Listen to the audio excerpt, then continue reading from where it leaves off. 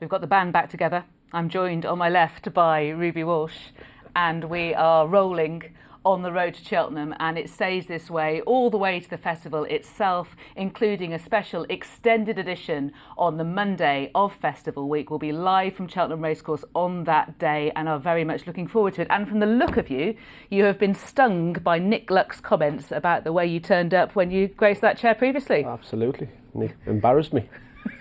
Simple as. Looking very smart is kind of what I'm saying. Thank you, Lydia.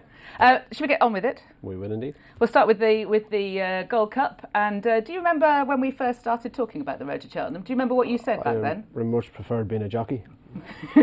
People never reminded you what you said. well, we're going to do that right now. So let's remind ourselves. Seems to be happening a bit in this job. Let's remind ourselves what Ruby said back then. I know he's had a wind up since. His head carriage there is quite high, which would suggest he's looking for a little more air than he's getting. I think he jumped particularly well. What I didn't like was how little reaction there was to Nico de Bonneville's urgings. His reactions were so slow, they were so lethargic, and he was all out, not idling, to beat the runner-up, who jumped terrible. Santini jumped brilliant. That's about as far from a Gold Cup performance as you can get. It was. It was. Now, how relevant it is another thing, but it was. It was. So that was when I was constructing an argument that Santini might still be a forgotten horse after Sandown for the Gold Cup. He's come back at the weekend and done this. What do you make of his run in the Cotswold Chase? I think he did what Gold Cup winners have to do in that he stayed very strongly. But you can see Nico de Bonneville slapping him down the shoulder. I know they're going at a faster tempo here, but it is quite reminiscent of Sandown. You saw Nico slapping and squeezing and pushing, and he's the same here again. Now, the argument watching this is that's Bristol de Mai, Topfield Bend, the Rasher Counter, Slate House. They're decent horses that are struggling to keep up, but he's, to me, is flat to the boards. Gets a great jump, I think, at this ditch here, or have to jump the ditch. See the way he shortens. I love that. Yeah. He does it without Nico having to take him back. He does it of his own accord. Jumps to fourth last well, but I don't know, Lydia. This is a six-runner race where he's going along with loads of room on the front end. Bristol de Mai is dragging him at a really good gallop. Is he going to find this much space and that much room and time in a competitive Cheltenham Gold Cup? I think that's the real issue, isn't it, with Santini? Because on the plus side, Bristol de Mai is a top class horse. We know that. Third in the Gold Cup last year. You know, at his best when able to dominate. That's a big mistake from him at that point, and that allowed Santini the advantage. Santini obviously makes a mistake at the next. I like the way he recovered from that. When Santini needed to jump, he was very good, and that's a great asset to have. It's a huge asset, and I think even if you watch him at the second last, Nico could have fired him in real long, but he doesn't. He sits. The horse doesn't really shorten enough and hits it a good thump, but the horse learned from it because he's on quite a similar stride at the last, and Nico never has to slow him down. The horse learned from it himself. He sits up, let him shorten. He doesn't really runs to the top of it, loses a bit of momentum. Nico grabs him again together and he goes to the last on a similar stride, but this time he shortens and does it himself. So he learned from the mistake. But he's a dour stayer. He'll keep going. Gold Cup winners do, but what is he reminiscent of? A Native River maybe? Of course you can win a Gold Cup, but does he strike you to be as classy as other Gold Cup winners? I don't think so. I think you're right. If he's going to be a Gold Cup winner, he's going to be a staying Gold Cup winner. And I totally take your point about him being able to hold his position in a smaller field. That is the concern about him. On the flip side, Bristol de Mai is a high-class horse who was controlling that race from the front, and he was winding up the pace, wasn't he, on the second circuit? It might be a more solid end-to-end gallop. It is, but if you allow horse that lack a bit of pace, if you allow them time to get on their feet and build into the race, that suits them much better. Whereas if they go hard early in the Gold Cup and he gets off his feet and you're chasing him, but properly chasing him, then it becomes a different ball game. I think when you allow a horse to build into a race, they can stay much stronger. But if he gets rushed early, you can just, for the want of a better phrase, you end up cutting their throat. Where would you position him in the Gold Cup field? Let's imagine it's a good Gold Cup field. Let's say there's 14 runners. Oh, so you know he's going to jump, so Nico will line him up as handy as he can, get him out the gate and get him forward. But on the outside? With a bit of room, that depends. You could get below to the start and everyone could decide to go a bit wide for better ground, and all of a sudden the room comes down the inner. But now there will be fresh ground on the very inside in the Gold Cup on Gold Cup Day, so there will be a scrum for that. Has he the pace to get a real good position on that ground? I doubt it, but he might get in on it after going a half a mile. Absolutely, because there's room for two, isn't there? A bit more, maybe. Bit more. Maybe 3. But you'd be surprised when a race thins out. The ones that are going well tend to get on it. I just wonder if they go really quick through the first mile in the Gold Cup, he could end up finding himself back a long way to stay on his feet, and then he has to pick his way through traffic, and that doesn't become as easy to ride him as last Saturday was. I think that's the flaw, but I'm kind of looking at the opposition and thinking, where are you? Yeah, and there is that argument. Obviously, if Ken Boy, Albion Photo, Delta Work, Clan de Zobo, there is opposition, and some of them have doubts about stamina.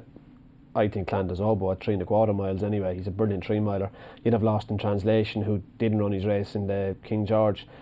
You'd be surprised. Come Gold Cup Day, more opposition will crop up than you think. Absolutely, and there's obviously a significant race this weekend as well in the Irish Gold Cup. But let's find out what you think of Santini, because it's got you talking, certainly, starting with Jay Dutton here, who reckons that Nico and Nicky Henderson have one hand on the Gold Cup with Santini already. I thought the point that Jay makes about soft ground there is quite pivotal, because although Nicky Henderson thinks that this horse will be as effective on a sand surface, in fact better on a sand surface, I think he might like a bit of cut. I think the cut will help him, as in it'll slow the others down. Positionally. Now, the other side of that coin is, if he does want good ground, it could add a bit of speed to Santini as well. I don't know, I've never sat in the horse, and his form, to me, is there much difference on good or soft ground? He's only really encountered soft ground. Really. And it looks slow enough today. He won an entry when he beat Roxana. It was. So that's his only Grade 1 success to date. So, I don't know, with quick ground, it'll go one way or the other. He'll either be tailed off or it'll put spark in him. Let's have a look at Dan Cole, who's talking on Facebook here. I just want to draw your attention to the one below there from Cliss Clark. The algorithm has selected that out of 17 replies. The algorithm, or my producer, who knows, has suggested that response as the most appropriate one. What did you do to Ben? I don't know. He tells me honestly that was the algorithm. I do believe, Chris, that Lydia has been making a case for Santini for quite a while. Have you not? I have been, but he still thinks I'm clueless, which is fair enough. He could have put in Ruby as clueless, because Ruby's been making no case for him. How about Dan Cole's point at the top? No one mentioned Santini all season. And then he wins a moderate race. And I'm sure the bookies give the pundits backhanders to promote certain horses, as everyone is pushing Santini at the moment. Well, that's because he ran at the weekend. He did, and he ran to a fairly high mark, so it's easy to make a case for Santini. Look, he's not for me, but that's not to say he won't win a Gold Cup. Nicky Henderson, Bobsworth, long run, he knows how to do it. Nico de Vonville won on Cooney Grey, who was a slowish horse but made all. A bit different. Cooney Grey was enthusiastic. I'd like to see Santini being a little bit more enthusiastic to allow Nico to ride him that way. Yeah. This is A Di Fulano 10, the 10th of the A Di Fulanos. Road to Cheltenham. Santini may stay, but he is not a Gold Cup horse. Delta Work is a Patemps winner already, a Savills Chase winner, and will reverse the form with an Alboom Photo, he thinks, though, however, will win the race. But number 10 is not sitting on the fence, and yet maybe the other 9 do. Will win. Look, Delta Work probably has to jump a bit better than he did in the RSA. He was fine in Leopardstown, smaller field, ridden on the outside, bit of light. That's wonderful, but again, can you, War of Attrition did go around that wide and win a Gold Cup, but can you, in a field like this, here you have him in last year's RSA, there's the first mistake, and there might be niggling mistakes, but he's still wide and getting a bit of light. Now, you can see him there, he's behind Santini and he's behind top of the game, misses the second last with a circuit to race. Away from the stands, he's moving up on the outside again, just clumsy. I don't know, is that in front or behind, but he's not getting any rhythm through the fence. He goes in between here at the last ditch, just kind of hurdles it again. He's just low, and he's not the most straightforward ride in the world. Davy Russell down the hill to the third last. I think he's okay at this one. Lands himself in the race with Santini. Top of the game is behind him, but he's going as well as anything there. He is. Yes. Round misses the second last, and the two horses get by him, Santini and top of the game. The door closes on him now, and by the time Davy Russell eventually gets him with a bit of room to go and race, top of the game is jumped by him. Santini closes the door. Now where does he go? And he doesn't get running. He still hasn't really got stuck into him. He's still winding him up. Eventually gets after him. He doesn't lose any more ground, but he's a strong stayer who'll be coming at them, and I think a positively ridden Santini will definitely suit Delta Work.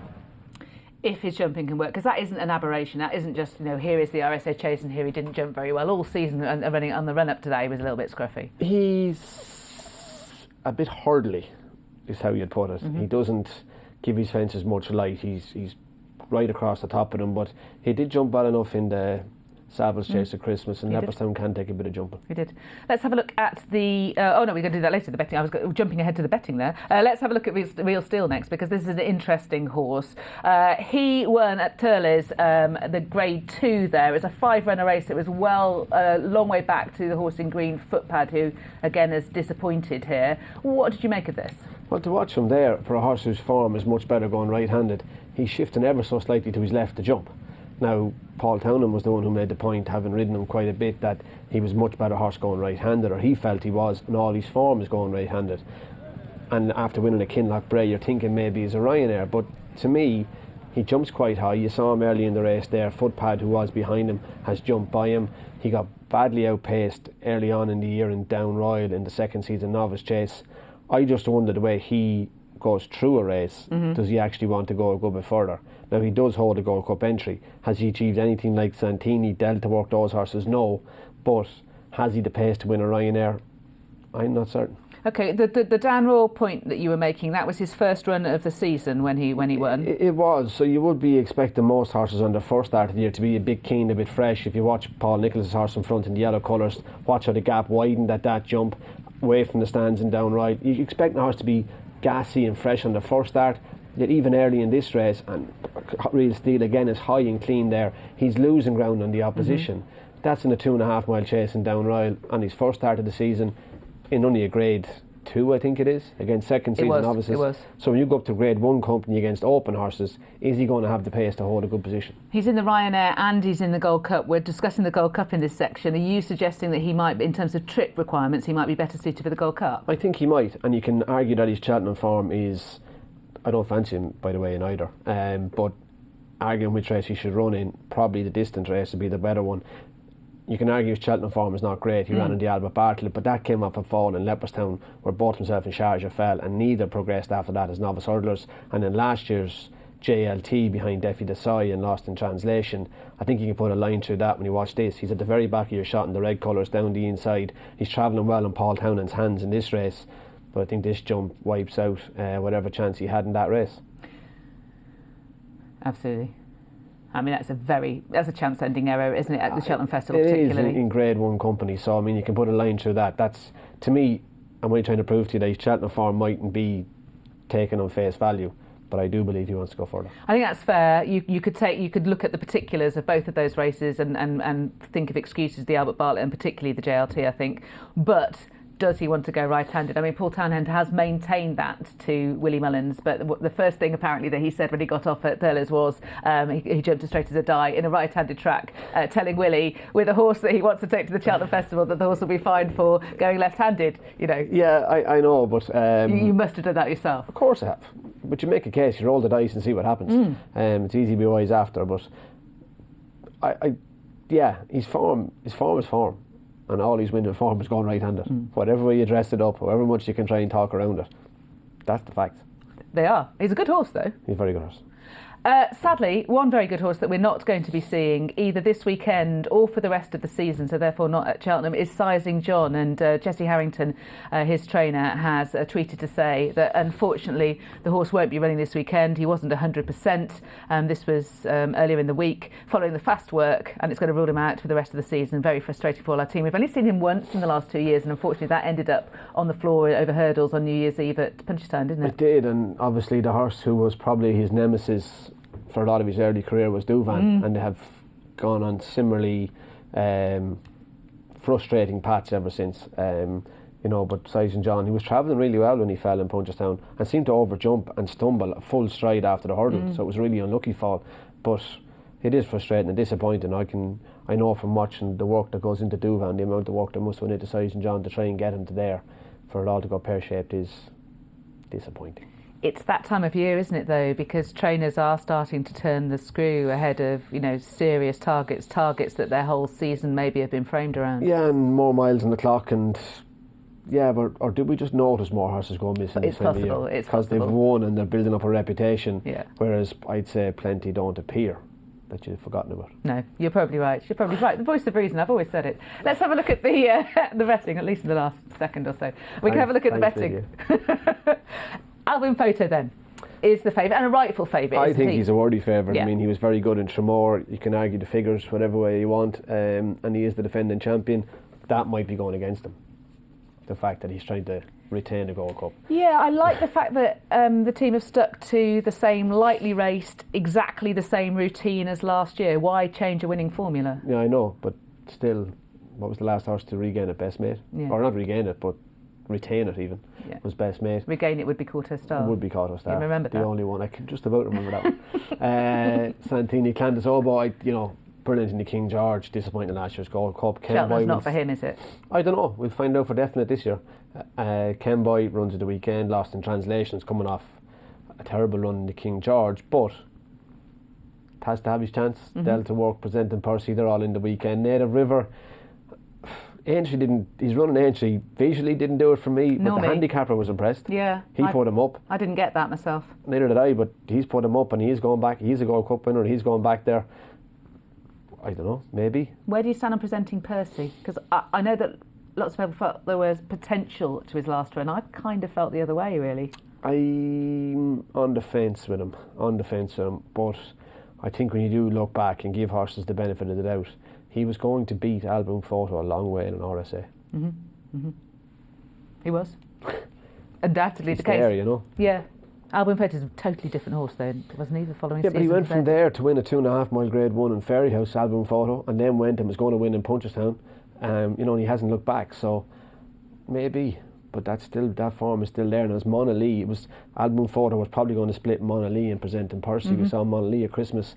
The form is solid, so Percy has the ability if they can find it. I suspect we'll be talking about him this time next week after the Irish Gold Cup. So those are our thoughts on the Gold Cup as things stand. Let us now move on to the Stayers Hurdle, which has got a new sponsor, Paddy Power, in the chair. And we're going to focus first of all on the favourite, the horse that has been favourite all season and the winner of the race last year, and that is Paisley Park. And this is him in the Cleve on Saturday. Yeah, and here he's racing much more prominently than he has done in the past, and I think that will become part of the norm for Paisley Park as people realise how idly he is in front. Less jockeys are going to want to be taking him on, and to counteract that, Aidan Coleman will end up riding him closer and closer to the pace. It happened with Big Bucks as well, but that that's just what's going to happen. So I wouldn't be worried about seeing him racing more closely to the pace. He's grand and relaxed, and I think that's going to become part of his armoury. Up front, Jonathan Burke on Somerville Boys were ridden a chance maximising race for his horse. I think he has. I think tactically and sectionally wise he's ridden this perfectly. He's still in front down the hill, but he's slowing him up. Look how keen Kilbrick and Storm is in the red if the cap fits. Paisley Park down your inside. Now here's the interesting part. So when Paisley Park jumps that, Aidan Coleman is happy, little tap on the shoulder to wake him up, and again now he starts to get serious, but Paisley Park responds immediately. Now Aidan sits up and takes him back again. You see his head moving side to side. He wants to slow him down, and just as he does, Johnny Burke opens up and goes on Somerville Boy, and that's where he poaches the ground, and that's what catches Paisley Park flat-footed. It's very hard for a horse to quicken, stop and quicken again, but Paisley Park manages to do it. And before they get to the last hurdle, this race is all over, and he idles from there home.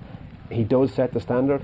I think he'd be very hard to beat, and he does everything 3-milers need to do. The way he races, the way he minds himself even. Look, as if he's saying to Aidan Coleman, here, look, I've enough done, the race is won. I'm just going to saunter up here. He's almost like the horse is thinking about his future and his longevity. It's hard to pick a hole in him, isn't it? In fact, I think it's impossible. I think Somerville Boy has done enough here, although it wasn't a test of stamina at the trip, to suggest that he's going to run a good race in the Stayers Hurdle without having a chance of turning the form around. I agree, but what does Johnny Burke do? I mean, if he goes hard the next day, it suits Paisley Park down to the ground, and I don't think he can ride it any better than he rode him the last day. I think he tries to replicate that as much as he can, but there'll be some other horses that won't be wanting him to be able to do that. Somebody will want to go a gallop. Yeah, usually. Well, I say they usually do. They have done. They did last year. The year before, they ended up not to. It was a slowly run race. Penhill ended up winning. That was a steadily run Stayers Hurdle, but everybody was looking at each other that year, weren't they? Yeah, big field, but no obvious superstar, was there? Everyone was waiting on Sam Spinner to go, and he never went. Well, there were a couple of front runners in the race, and then in the end they didn't go. But in particular, Sam Spinner. So you can sometimes get a steadily run, but Paisley Park can still win in those circumstances. I think you get a steadily run Stayers Hurdle. Aidan Coleman's just going to sit right behind the pace. You saw there he has the turn of foot. I think he's he's rock solid himself. Now, could we have the impossible dream? Could Benny Didier turn up against Paisley Park? Let's first of all focus on Benny Didier, who I'm not going to remind you of what happened at Cheltenham last year, Ruby. Don't worry, I'll She never said, forget. reminding Ruby of what happened at Cheltenham last year. But this are more happier circumstances in the Galmoy. What we saw of it was absolutely fabulous, wasn't it? It was, and at times in the fog on different angles you could see where she was a bit alive and in Paul Townend's hands, but she easily took it off Apple's Jade, who you see pulling up at the back of the shot, and Paul effortlessly moves clear of Penn Hill. Now, Penn Hill, has he run any better than he did at Christmas? I don't know. I wouldn't think so. It's hard to say, isn't it? It is hard to say, but this mare, look, the time was good, the sections are very good, the performance was very good, and with the run under her belt, I could see why Willie Mullins was thinking about the Stayers hurdle. but contemplated it. Will it happen or not? I don't know is the honest answer. I know if I was still riding for Willie Mullins, there's no way it'd happen. So that's going to be your advice to Paul, essentially. To me, a bird in the hands were two in the bush, and Tuesday evening when you're in Punches or in Cheltenham, if you can have a winner ridden and a winner trained, it's an awful lot easier than thinking, don't worry, we have a good one on Thursday. Absolutely, and that's a long way away. That's always been Willie Mullins' modus operandi. Let's have a look at what he said after that race in his own words. And she's in both the mares and the stayers. I guess even though a lot of people would love to see her run against Paisley Park, it probably will be the mares, will it? It's hard to know. When she was coming up the straight today, I think, I said to myself, that has stayers written all over it. I'll have to chat to Rich. Would you like to see that yourself, if you had your way? Well, what did you say again? But anyhow, I don't know. I mean, I thought the mare's hurdle and the ground is going to be right for in the mare's hurdle. They always have softer ground the first couple of days of the festival, and it will be drying out by the third day. And you'll probably win the mares with something else anyway, though. I don't know if we have something, but we'll see. The obvious one to go is for the mares, but I'd have to certainly have to look at the other race. And I'll have a chat with Rich, and we'll go through it, and maybe with Paul as well, and see what we all think.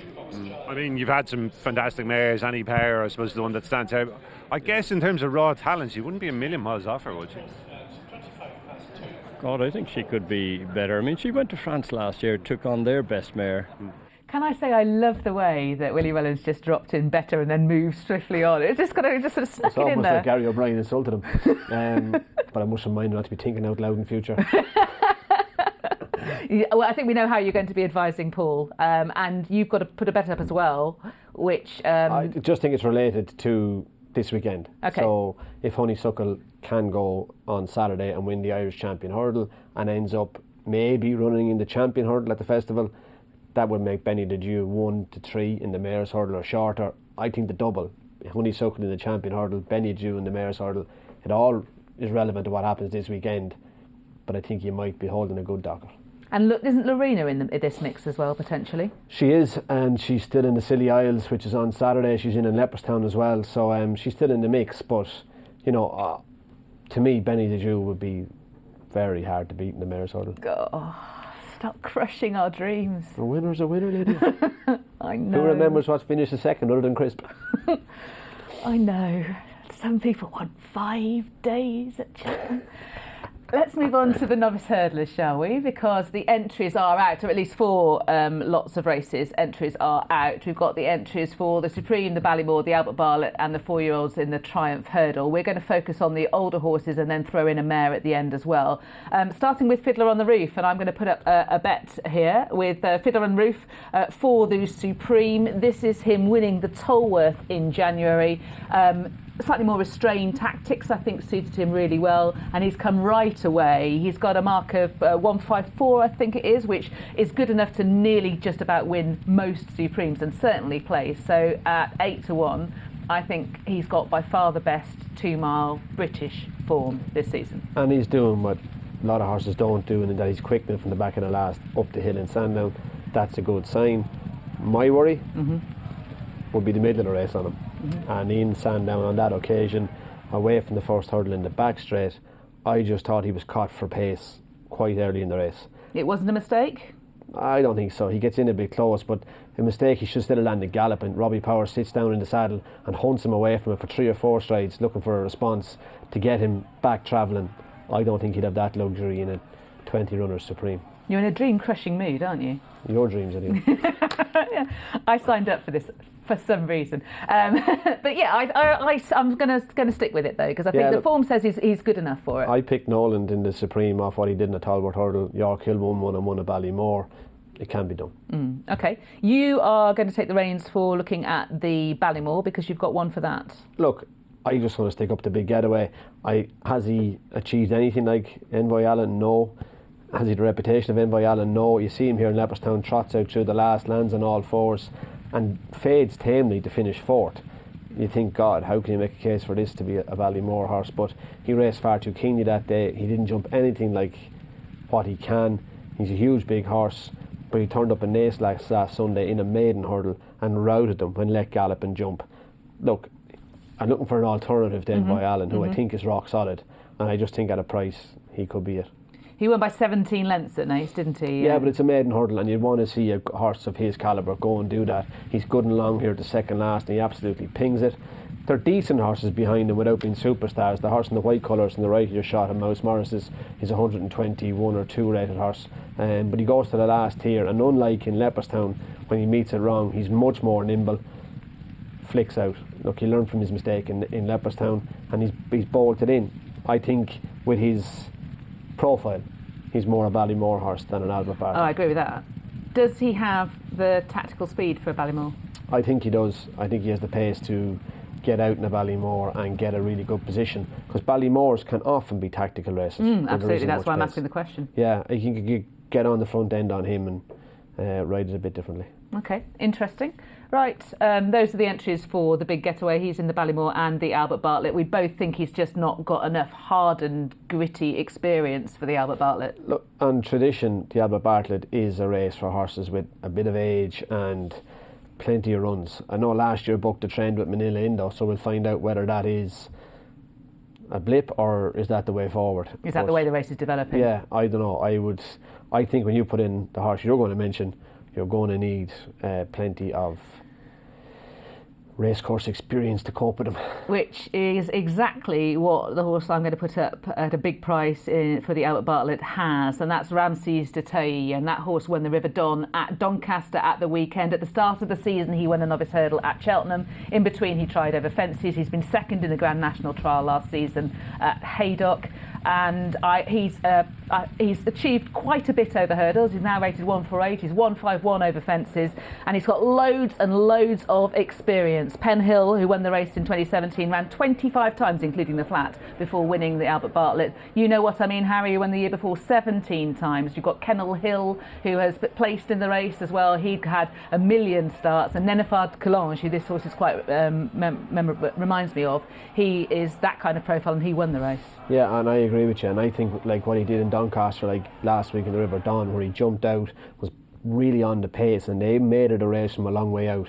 He's going to do that in the Albert Bartlett, which I think could expose horses with very few runs. Yeah, absolutely. They had sort of talked about the Grand National, but he's been entered in the Albert Bartlett. Quick mention of Minella Melody, who is, we hope, in the Dawn Run. Those entries haven't come out, but is in the Ballymore already. I'd be surprised she's not in the Dawn Run, and what she did in Fairyhouse last week when she beat Colreevy, Dalshita, Yukon Lil, and Ophelia Jessie's, the 4-year-old, I thought it was a very good performance, and that would be a good barometer for that novice hurdle.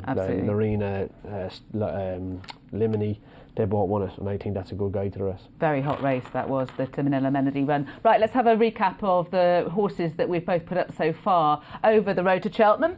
Altior, Chacun pour soi, I'm looking forward to this weekend. Mr. Fisher's all right after the weekend. Yeah, he's not bad yet. And Santini, and we've mentioned the other two at the bottom, whereas you have done this.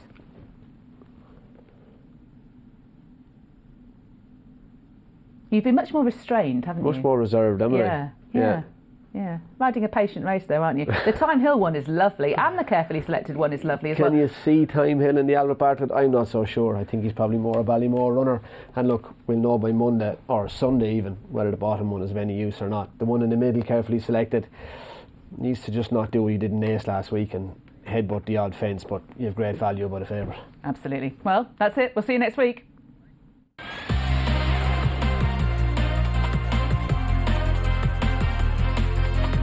Mm-hmm.